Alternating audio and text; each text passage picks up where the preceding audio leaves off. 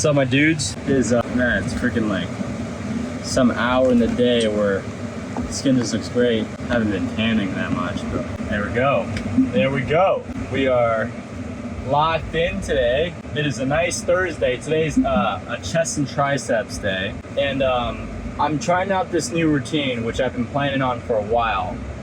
And it's right after work. Essentially, I finish work around like 5:20, 5:30 at max. If I have to go more, I'll go up until like maybe 5:45. I usually don't go over because it messes up my entire evening routine, but hey, if it happens, it happens. On some days I have to go till freaking sometimes 7 or 8. I'm usually at work around 7:15 every day. So yeah, 7:15, 7-ish actually. I usually wake up around 6:30, but this new routine is I'm essentially changed and ready to go in the sauna at like 5:35. Get in my sauna, do my thing, 15 minutes, wait in there. I'll probably put on a podcast.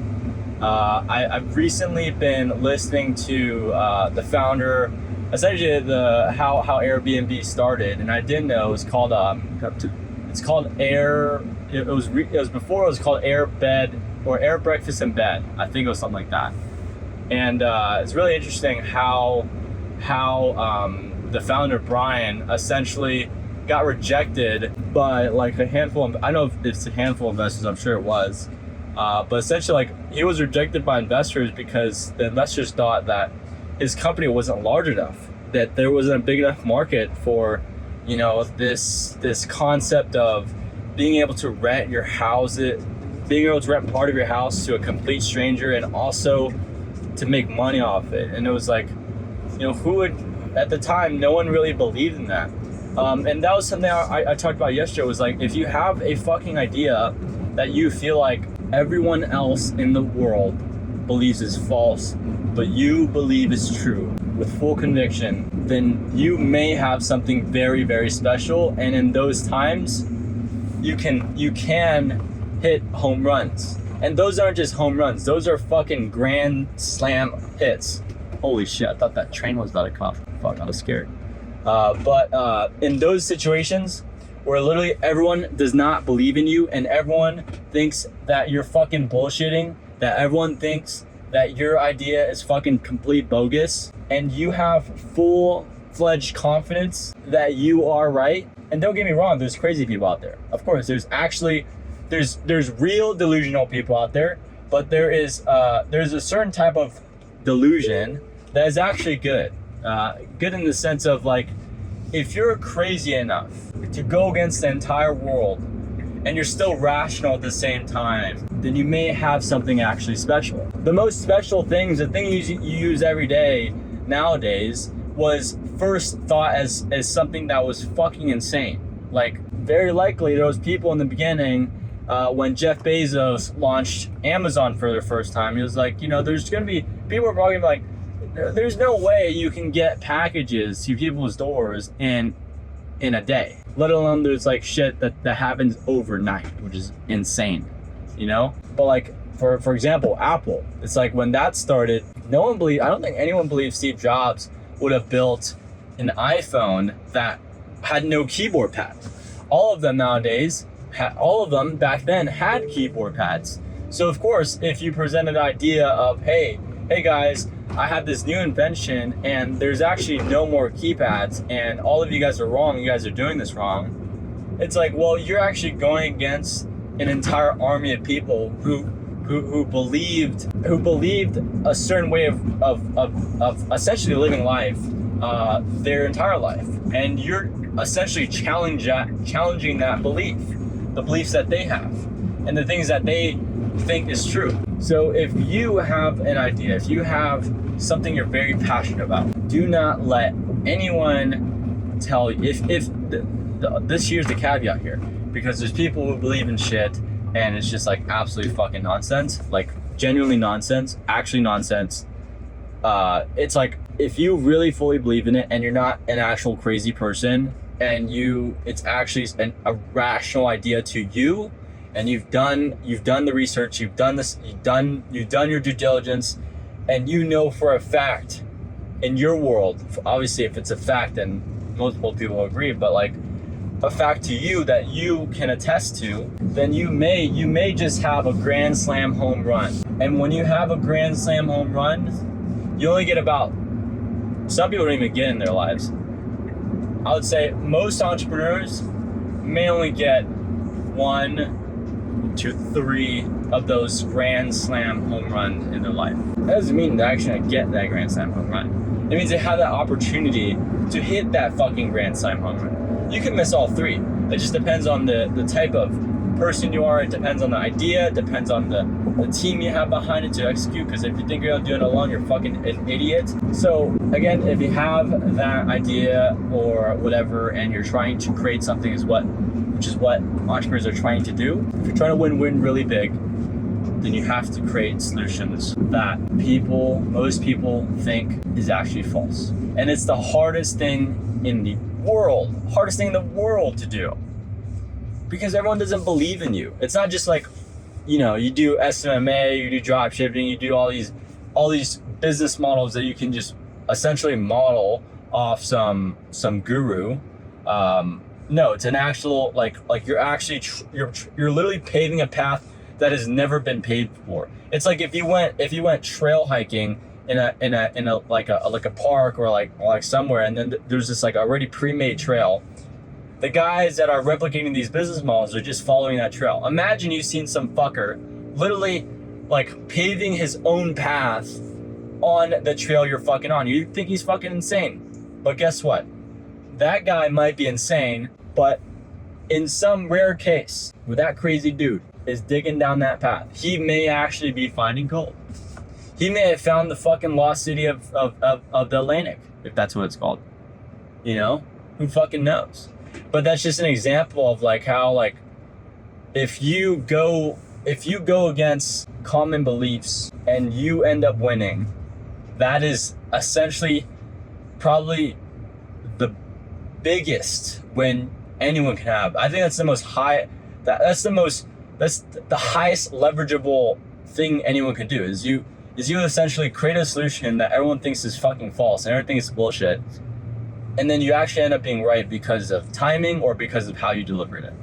There's probably other variables that I didn't think about, but that's that. Other than the business philosophy, I don't want to be too intense on that.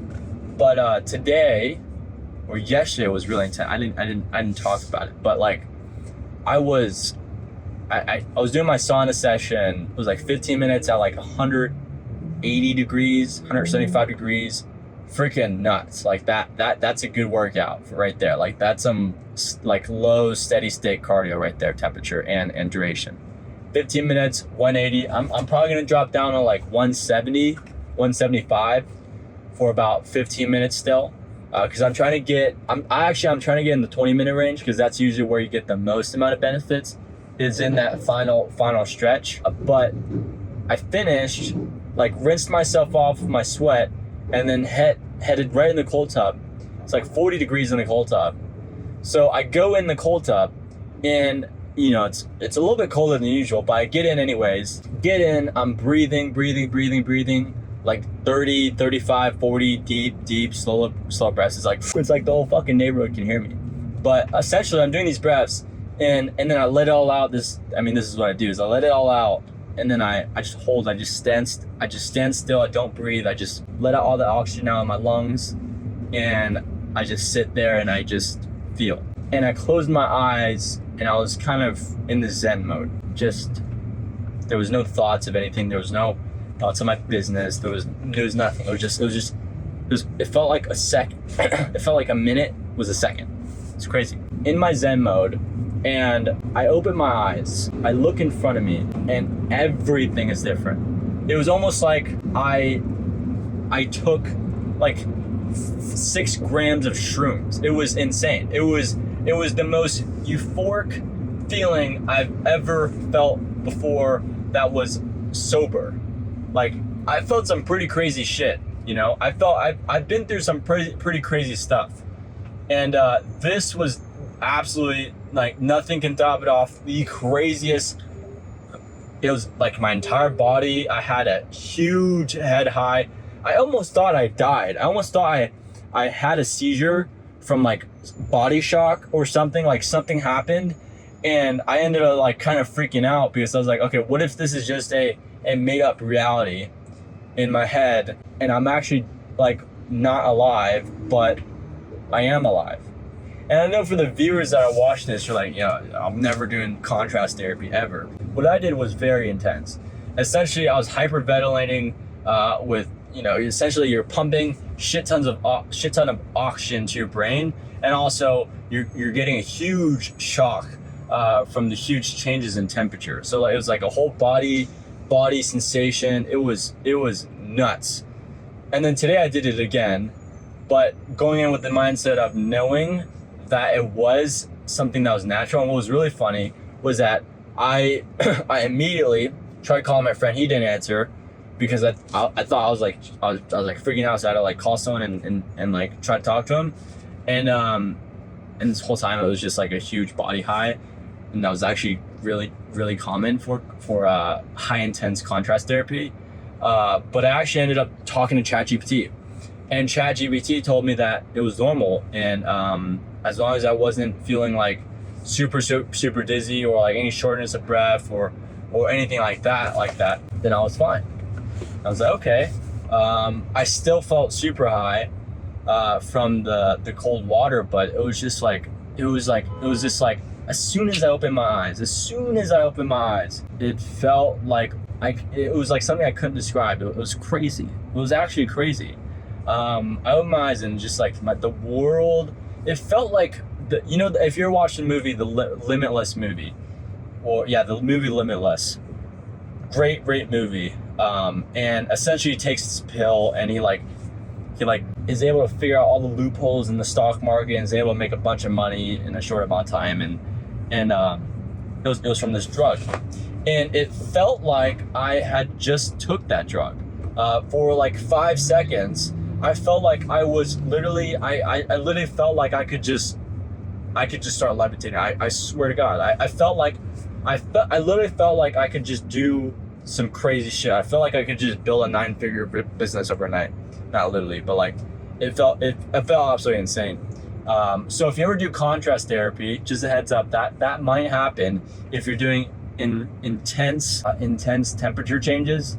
So I went from essentially 180 to down to 39, 40 degrees in about a minute. And on top of that, just pumping oxygen into my brain. So I mean, that's if there's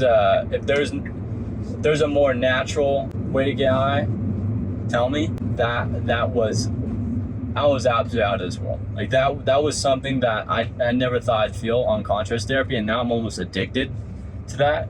Like today I experienced it, and it was like, and this time I had the mindset, of course, of like, okay, this is gonna happen. And man, was it like, it was not the same feeling, but it was like almost like 50% of it. And man, it was really crazy. It was really crazy still. It was like a really nice high. It was a nice body high. And it was the first time I ever really felt like a really huge difference in my mood and in how relaxed I was, I guess. But all this is anecdotal, but and that only usually lasted like, well, today I don't feel any sort of different as of now. It's been like an hour or so. I don't feel much different. Maybe a little more relaxed, which is actually not good because I'm about to go shred myself at the gym. So I don't know, I feel pretty good. Dang it. You gonna let me pass, Kate? But yeah, that's really all. Still been working on my new company. I have 2 people in right now to participate for a private beta. Technically, it's a total of 3. I'll probably lock in 1 or 2 this weekend. And then I'm definitely gonna fill the rest next week. It's gonna be exciting. It's gonna be fun. Pre-selling the idea wasn't as easy as I thought. It was mainly because it only really I guess like the the pain points were not felt yet. It was like, for example, like my tool, a good analogy I can give is like HubSpot. Like HubSpot is essentially an enterprise level CRM. I mean, you can use that as a small or mid-sized business, but usually it's like mid-sized and enterprise. And if you're like someone who just got their first client, you do not need fucking HubSpot. I mean, you can do all this. I mean, I'm not saying like you should, but you can essentially do it all on a Google Sheet. Like your Google Sheet could be your CRM for a little while. Definitely not a long-term solution, but like a Google Sheet could do you well for a long time if you're just trying to figure it out right now and you're trying to prove an idea. What was I gonna say? But essentially, like my tool, like the people I was meeting was they did not yet have that pain point that my tool was gonna solve. And I'm still learning a lot about the SaaS space. I would say I'm still very new to the SaaS space. But by now, I've learned a lot of things about marketing. I've learned a lot of things about like really breaking down how a SaaS even works and the intricacies that come with it. And I can tell you right now that SaaS is probably the hardest business to build. And I'm not saying again to kind of like, oh yeah, I'm a big guy and I do all this hard stuff. I hate this shit. I mean, I don't hate it enough to where like, you know, I don't want to do it every day, but I and I'm not gonna sit here and be like, you know, I smile every time it gets harder type of shit. I do after the fact of the hardship, I do get a sense of gratitude, because I'm like, the harder it is for me to do this about the level I'm trying to get, it's like the person behind me is gonna get the wrath. You know, it's like, so I'm like in the moment I'm like, fuck. And then after I'm like, dang, I'm pretty grateful that happened because of, you know, this and this and this. I've learned this and this and this. And that's been really valuable. I think some people kind of bullshit a lot. Like, you couldn't tell me you don't get like at least one sense of frustration. Like, you gotta be some really fucking cold motherfucker to like anything that bad that happens, you start smiling. If you start smiling, you gotta be fucked up in some way, somehow, you know? It's like, how the fuck you smiling, man? We just like lost like 10K. Like, this guy's like smiling over here. This guy's like, you know, if we lose 100K, that'd be even better. More lessons to learn. And I'm like, I'd be like, fuck, dude. I wouldn't be like, you know, like, fuck, you know, this is over. Like, yeah, I'm gonna give up and shit. Giving up is not even an option, one. And two, that is such a dishonor to myself. That's such a dishonor to my family's name. And that is such a fucking pussy move, you know? It's like, you gave up, like, what the hell? But there is like some situations where it's like, you actually are delusional for continuing to go. Like, you are at some point a little bit delusional. So it's like a goal. It's like kind of like a balance, kind of. It's hard to say balance when sometimes you just gotta be a little bit fucked up. But like, man, what was I gonna say? Like, you gotta know when to like quit something. When I say give up, like, you essentially gotta know when to give up, when to stop doing something. I don't like giving up, because that's like associated with actually giving up on something good. When you give up on something good, that's when you're like, okay, well, like, you're just a pussy. Like, you're just not built for this. If you give up and it's like some stupid thing, then it's like, okay, like that's fine. That's like totally cool. Thank you. So that's my TED talk, guys. You guys enjoy that as much as I did? And there's always like zero parking here, dude. Always just valet. Damn, I feel my triceps right here. That's crazy. I've never felt that. Train hard, lift hard, do all of it hard. No homo. But I think that's all today.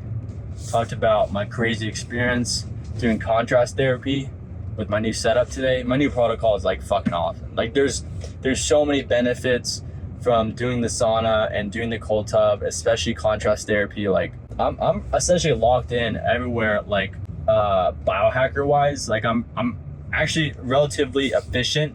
I'm an efficient biohacker. Like, I'm looking for the activities that I don't have to spend hours and hours on, and still get a ton of benefits. Like sauna is most definitely one of them. Like sauna is something that you can spend 20 minutes on and literally like reap a shit ton of benefits. Like so many benefits from doing the sauna. Like improved sleep, improved circulation, improved blood flow, improved blood sugar levels. And if you're wondering why is an 18-year-old worrying about blood sugar levels, I actually had about 4 months ago, my blood sugar levels was essentially pre-diabetic levels. So I was at 5.7.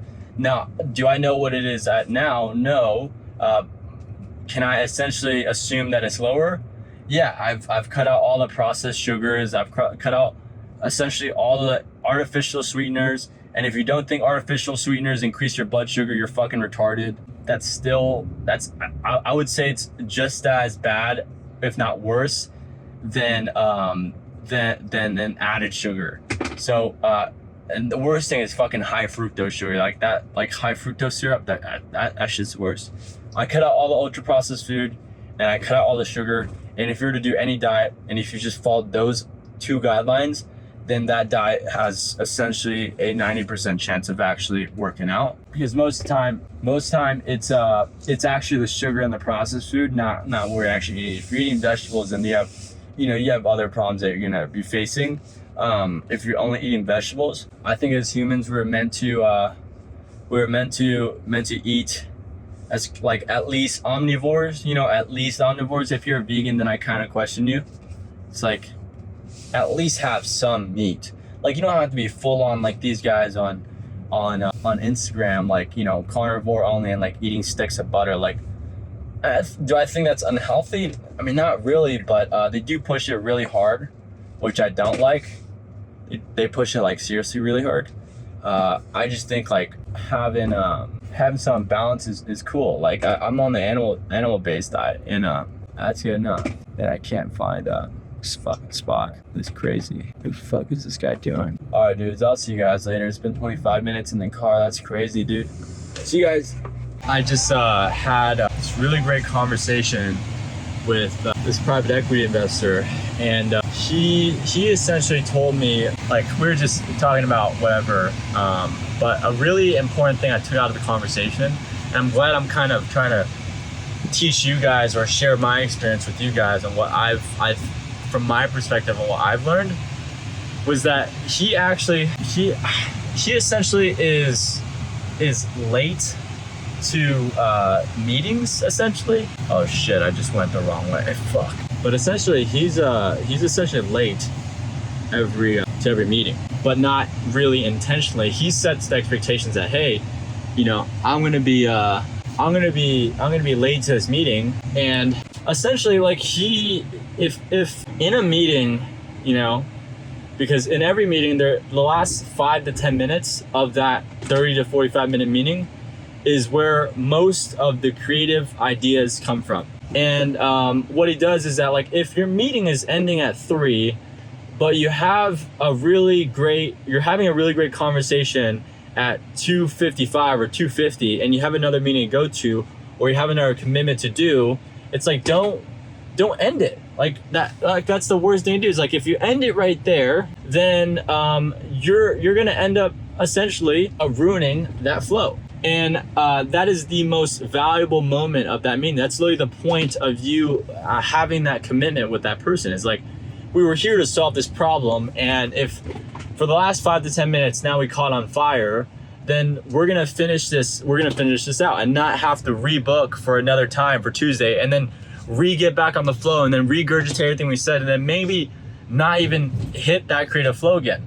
So essentially what he was saying was, like, if your meeting is going good and you're reaching a point of conclusion, or you're in a point in the conversation where you guys are essentially being extremely creative and other things, then it makes sense to go over and just text your next commitment or whatever that you're likely going to be late. And when you say you're late, and it's an authentic thing because you're actually going to be late, it's not like you're deliberately trying to be late, is that it actually elevates you. It's probably one of the one of the 48 laws of power, one of the laws in 48 laws of power is to be mysterious, or to be the one that's needed.